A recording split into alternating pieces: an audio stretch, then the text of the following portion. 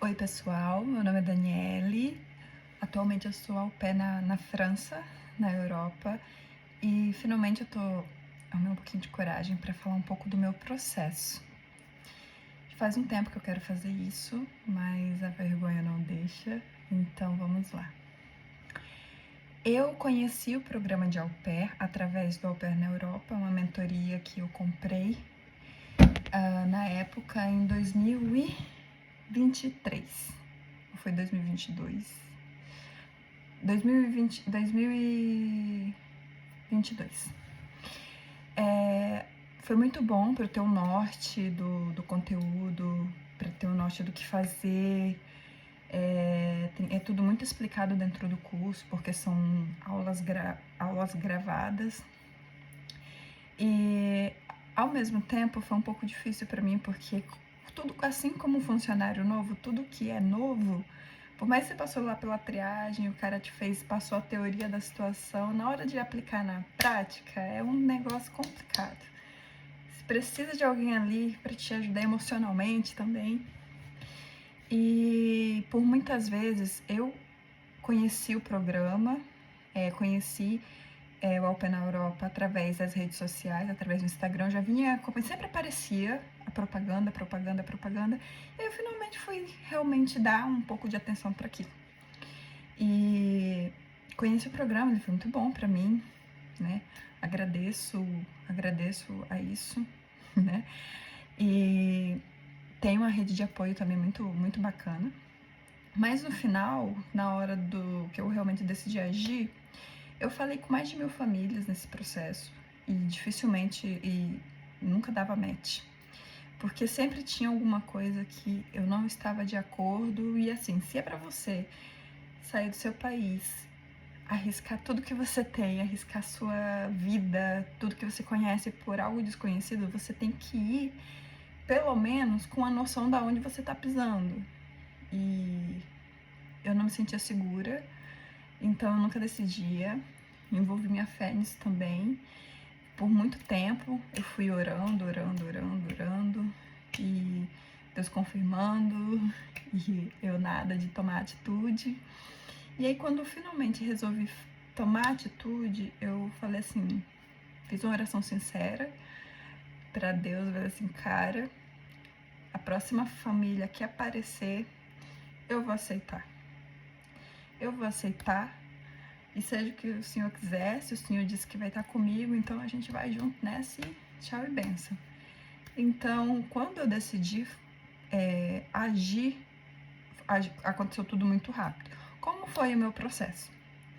Eu já vinha conversando, como eu disse, com mais de 1000 famílias ao longo dos anos, ao longo do ano, porque eu só embarquei em 2025, que foi ano passado. 2025. Eu pedi demissão do meu trabalho, eu fui para Brasília, com a intenção de ficar em Brasília. Eu já estava com a questão do au pair em processo, mas não era nada definitivo. Então, eu pedi demissão, eu resolvi mudar minha vida, eu resolvi tomar um pontapé, sim, dar um pontapé, uma iniciativa, fazer alguma coisa. Primeiro que eu já estava muito acomodada, eu estava numa vida que, gente, não... Tava muito... Não sei explicar, confortável, acomodada. Acomodada é a palavra. E resolvi arriscar. Eu queria me provar nesse processo. Me mudei para Brasília. Em Brasília, o resto se encaminhou. Deixei uma procuração com uma amiga íntima de 100% da minha confiança. Literalmente, eu confio nela de olhos fechados. Claro que a gente tem que, né, não pode acontecer muito, porque o ser humano é falho, eu sei disso, mas ela é uma pessoa que eu realmente confio e dei uma procuração na mão dela com livres poderes. E é isso. Fui para Brasília, já tinha começado a questão do meu processo, tava esperando o contrato chegar e o contrato não chegava. Parece que quando você resolve fazer acontecer, as coisas não caminham na mesma velocidade que você tá querendo caminhar. Tipo, lá querendo resolver tudo rápido, e as circunstâncias não ajudavam, contrato que atrasava, ficou parado na alfândega. Eu falei, pronto, não vai vir. Bem no período, os Correios entraram de greve, foi um caos. Meu coração, minha PID, porque eu tinha que dirigir aqui, então eu tinha que solicitar a tradução da minha carteira, que é a PID, né? Não tinham solicitado, porque como acontece de muitas pessoas, dificilmente alguém solicita uma PID, pelo menos onde eu moro. Então, pensaram que a pessoa tinha feito a solicitação por engano. E eu tinha ido no CDTran para confirmar. E a moça disse, não, assim que apareceu eu já confirmo. Ok, não confirmou, gente. Aí eu fui dentro do prazo para retirar e não estava pronto. E aí fui embora para Brasília, esperando essa PID, esperando esse contrato.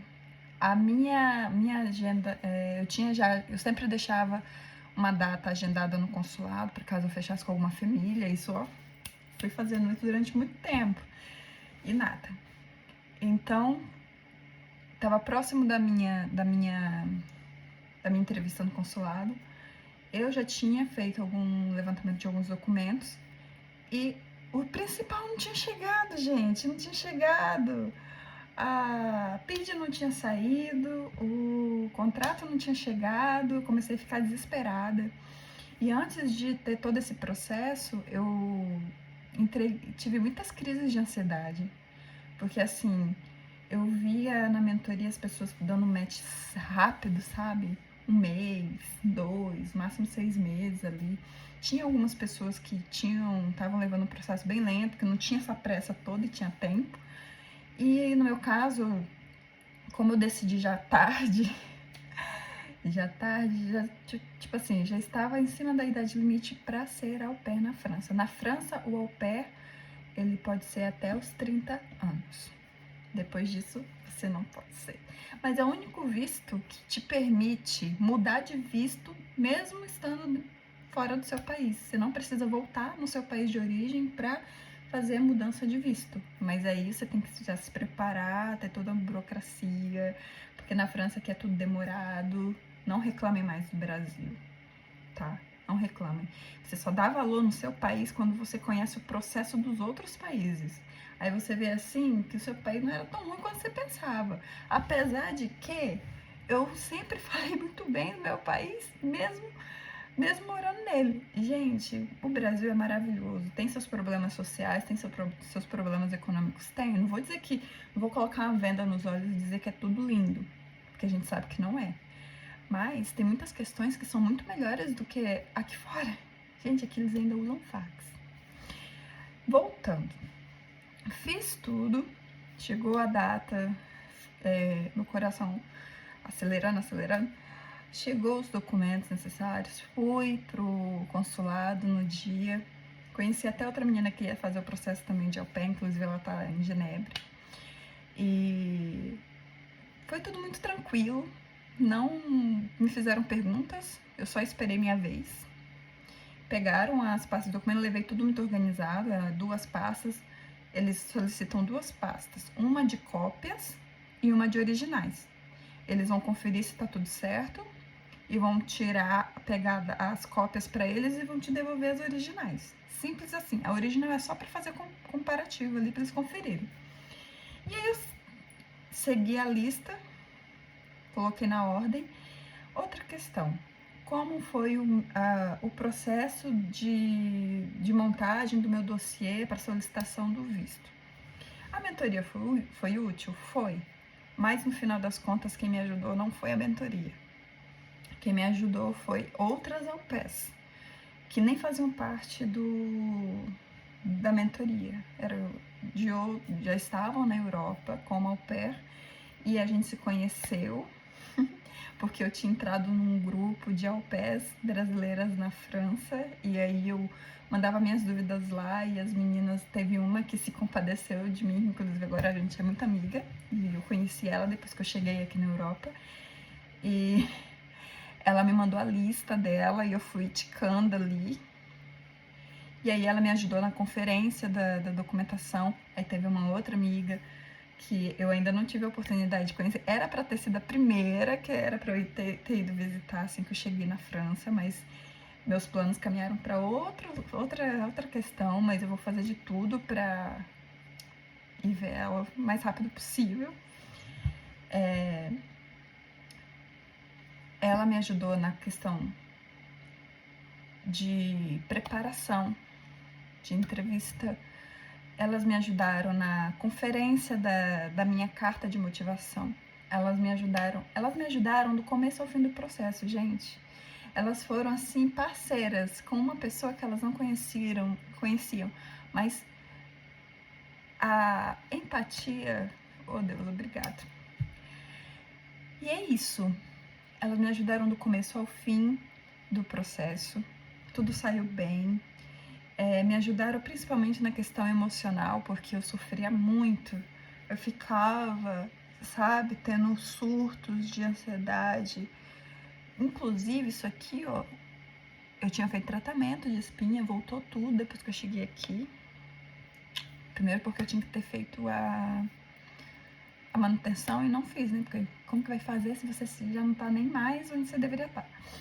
E depois por causa da ansiedade, mudanças.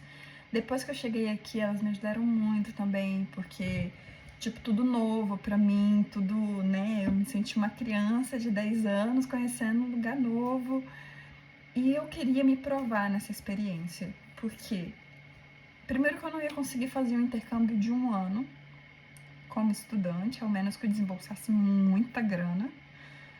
E eu acho que eu ia conseguir no máximo ali, se eu fosse economizar, fazer 3 meses, seria mais ou menos isso. E exigiria um custo muito alto para uma experiência que seria boa, mas não seria tão boa quanto a experiência que eu tô vivendo. Eu realmente tô vivendo a cultura francesa. Eu não só vim aqui e conheci como turista, como visitante. Eu realmente vivo a experiência, vivo a família, vivo o dia a dia deles, vivo a rotina, conheço os processos, as burocracias, a culinária. Tive muita oportunidade de entrar dentro de uma família que tem um bom posicionamento, né, um status e etc. Eles me apresentaram praticamente quase toda a França, porque quando eu cheguei em período de férias das crianças e eu já fui viajando para todos os lugares que vocês imaginarem. E depois a gente foi para Corse, depois a gente foi para outras cidades da França, depois eu conheci Paris, eu já fui em Paris 3 vezes, eu acho que foi 3 ou 2, não sei. Vou de novo, eu acho que daqui 2 meses, não sei. Mas assim, é tudo um sonho. Eles me permitiram conhecer o Egito, eu fui conhecer o Egito através deles, que me levaram juntos, e eu fiz, assim, eles me permitiram que eu acompanhasse a viagem e participasse dos itinerários deles, né? Isso foi muito bacana. E assim, cara, o Egito, voei pela primeira vez de balão em Aswan. Foi muito legal. E assim, eu fiquei, sabe, as experiências que eu nunca imaginei viver um dia, eu tenho vivido aqui através deles. Eles têm me abençoado muito com isso. Espero que Deus abençoe muito a vida deles 5 vezes mais do que eles têm me abençoado. Claro que assim, gente, como você é uma pessoa estranha na casa de pessoas estranhas, porque querendo ou não, tanto você quanto eles são estranhos para você, até você criar um ciclo ali de intimidade, de parceria. É normal, tipo, né? Eles desconfiarem de você, assim como você também vai desconfiar deles, porque é tudo novo para você. E ainda por cima, quando eu vim já com as pessoas tentando fazer minha cabeça, falando, ai, você vai pra França. Por que França? Aguentar gente chata, enchendo seu saco, falando merda e não sei o que, blá blá blá. E aí eu falei, cara, dá pra pelo menos vocês, né, me apoiarem? Eu falei, não, espero que com você seja diferente.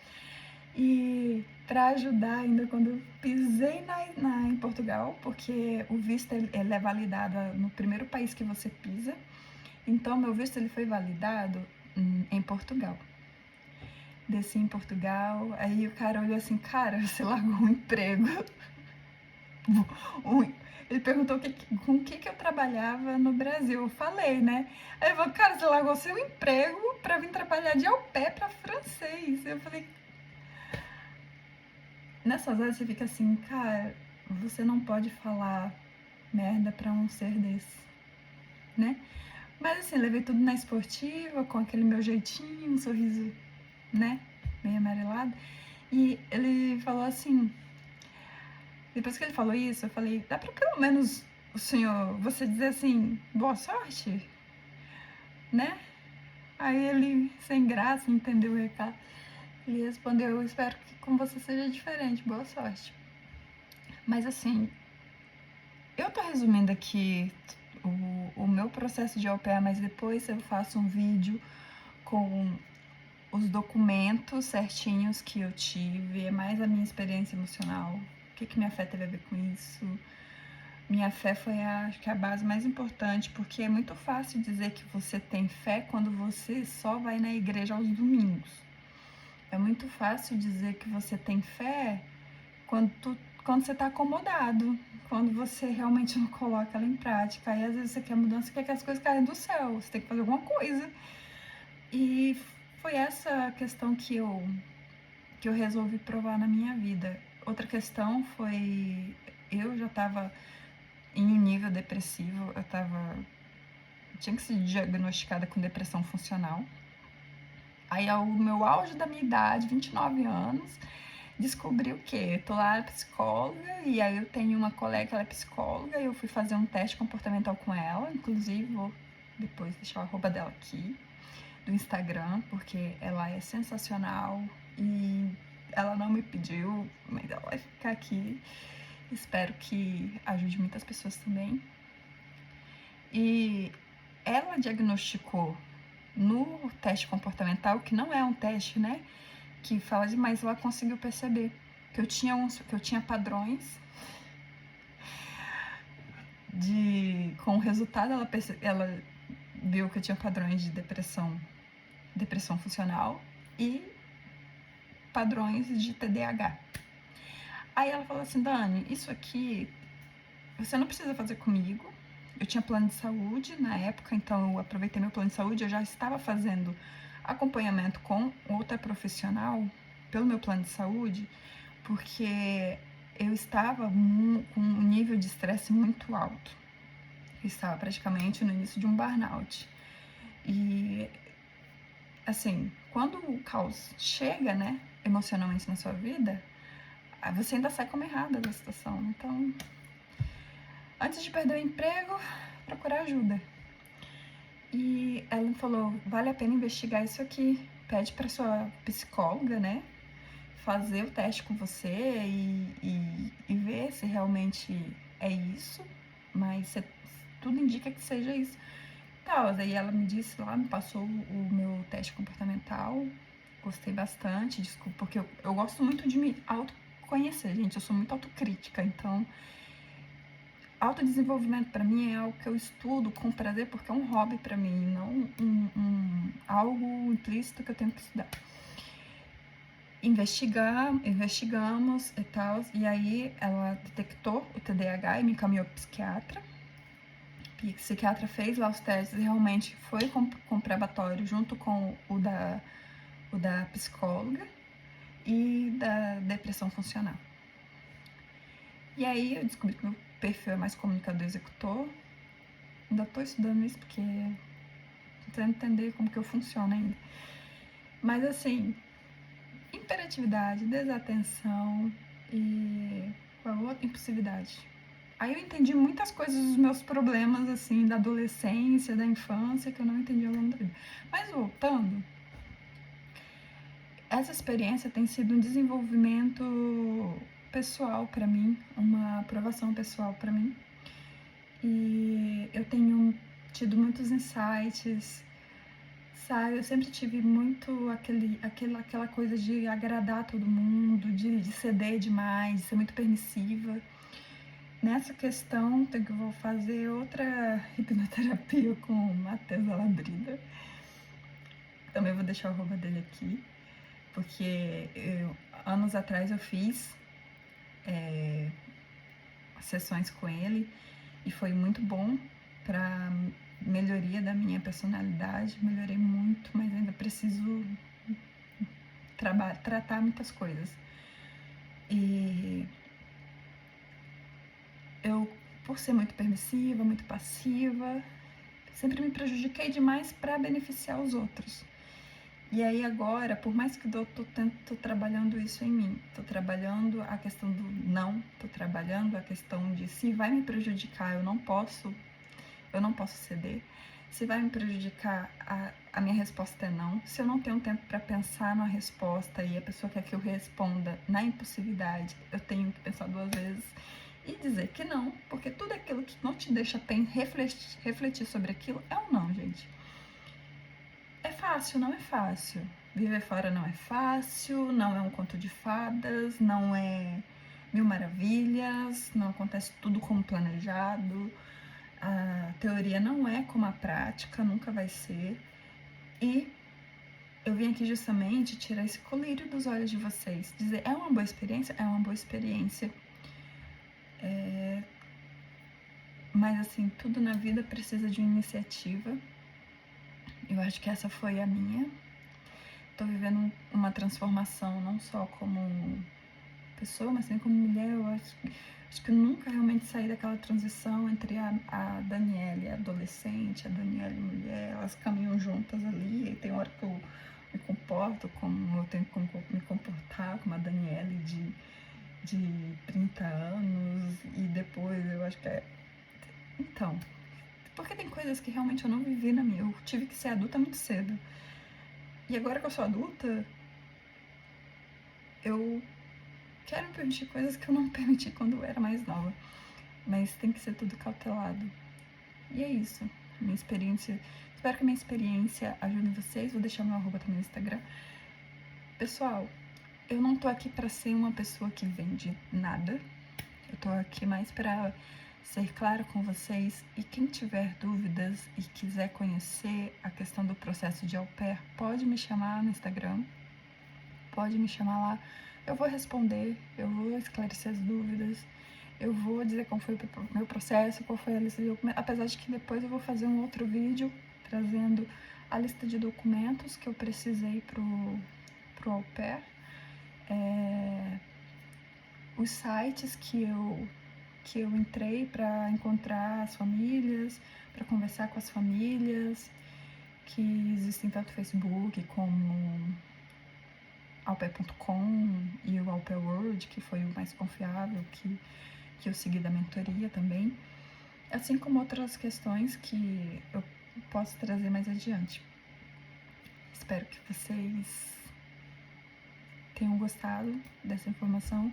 Espero que vocês também reflitam muito sobre o que vocês esperam, sobre o que vocês querem, porque eu acho que o que eu mais tô aprendendo fora de casa, longe da minha família, é que o mundo parece grande, mas ele acaba se tornando pequeno e ao mesmo tempo ele é extremamente grande.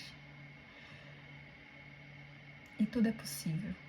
As minhas circunstâncias diziam que era somente um sonho, que eu não ia conseguir, que não tinha como dar certo.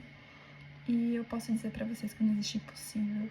Eu posso dizer para vocês que existe sim como, que existe sim um caminho e que eu tô aqui para ser uma facilitadora e não mais uma pessoa para vender nada, ok?